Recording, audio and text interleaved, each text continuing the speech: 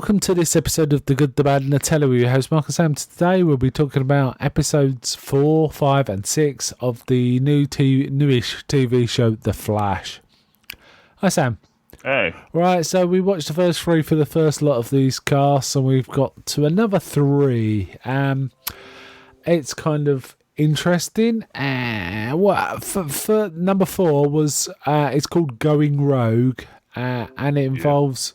Sorry, I've got a machine here that just keeps beeping. Anyway, I'll ignore it for now. That's put me right off my stride, that has. Right, it involves there's a new character in this, isn't it? A bad guy. What, do you want to tell us what it's called? This guy's... he's Leonard Snart, Captain Cold. Captain Cold.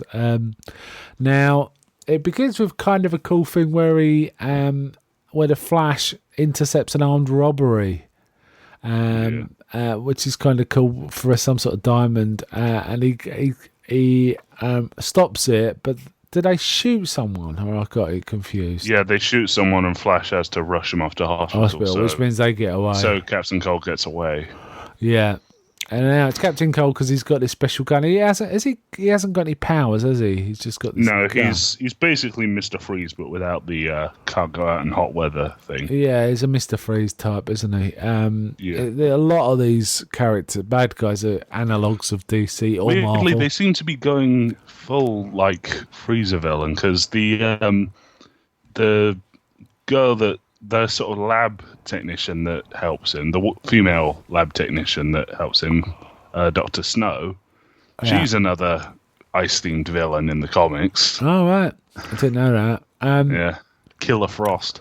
But this one's about what's his name? Cisco actually developed a gun to freeze as a way of dealing with Barry.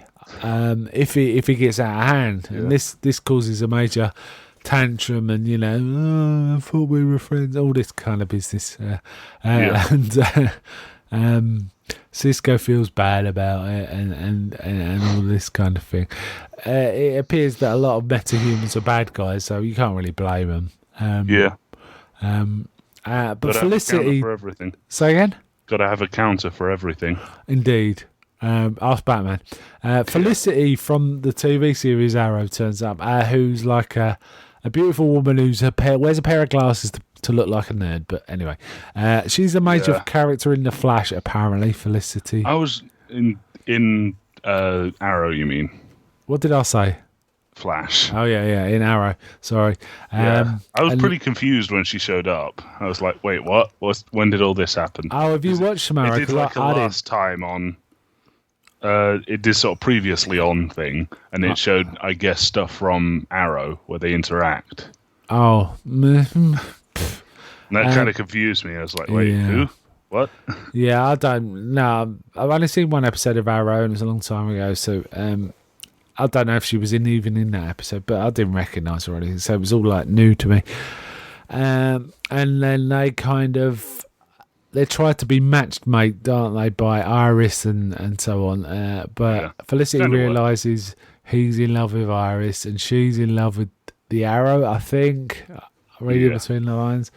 They have like a double date, but, it doesn't really work. But they do have a kiss at the end. And there seems to be also Snart manages to escape from hold on, let me think. They find Snart by using... There's something built into the gun, isn't there? Like tracker... I don't know. Some sort of software updating device. So they use that to track the gun. But he gets away. But we see him talking to either a potential employee. I'm not quite sure. Someone he's another member of a group called the Rogues, which were like a sort of a group of sort of small-time villains that worked against the Flash. Yeah, they had their own rules. It's like don't actively go out of the way to hurt people. They're just sort of career thieves, basically. Yeah, less murderous people. It was pretty cool. Is this the one with the train, or is that Plastique?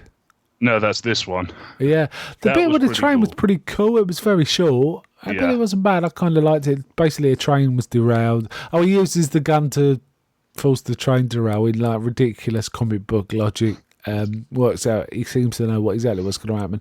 So the Flash has to pull all the people out of the train before it crashes. Yeah. Good sequence. I kind of liked Yeah. it, though it was a very short train. Yeah. Really. And there seems to be no wreckage afterwards. Yeah. It's just really funny. Like Flash gets knocked over by one of the carriages, and he's just like in the middle of a parking. Yeah. It Area. was kind of fun. I liked it. What did you think of this episode? I think it was its moments, but I really liked it overall. But there were moments of sort of stupid where they kind of lessened the impact of stuff. Yeah, it was all a bit. For the sake of a joke. Yeah, there's a bit of that in this, but I kind of like that. I like this episode too. I think that these first four have been very solid. Actually, I kind of liked it. So let's go on to number 5, Plastique. I thought this was an interesting one. They got this girl who, by her touch, can convert things into some sort of explosive. Yeah. Like a plastic, I don't know what it is, but the material, whatever she touches becomes an explosive material that's obviously about to detonate. Hasn't got a long detonation. And she's Betty Sansusi is her name. She was a military expert in like this, I don't know, some sort of elite group. Cadmus. Cadmus, is that what it's called? Well, I can't remember what the name they give, but it was probably Cadmus or a Cadmus analog. Cadmus is like an anti-Justice League government organization. Oh, okay. In DC. Right. And the general that shows up is a part of Wade Eiling. Right.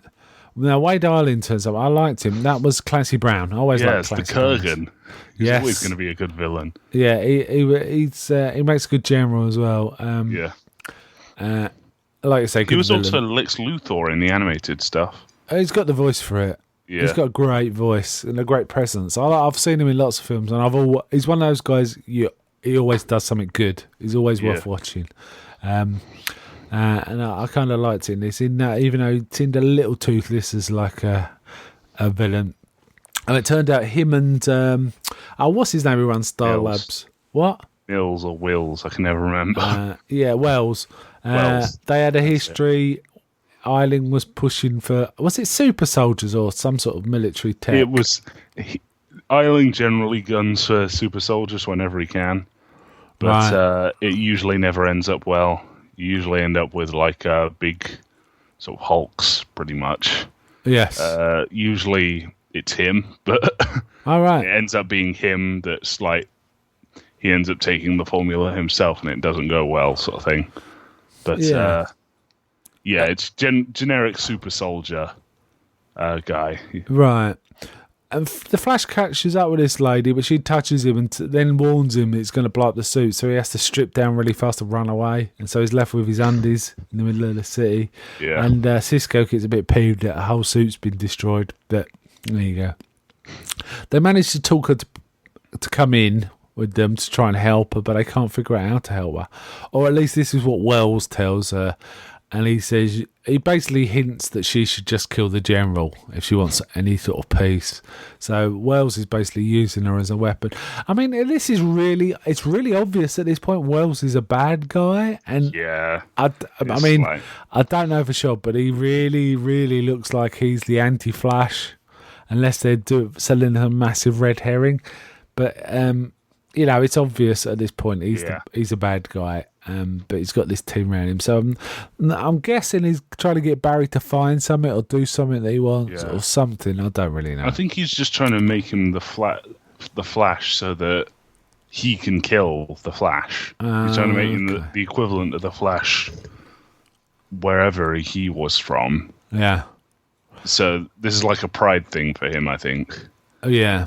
There's some cool stuff with the Flash here. Like, for example, he asked them to calculate how fast he has to run across water, and they give him a speed. And we forgot to mention in the first one, there's the where he's doing 3 things at once.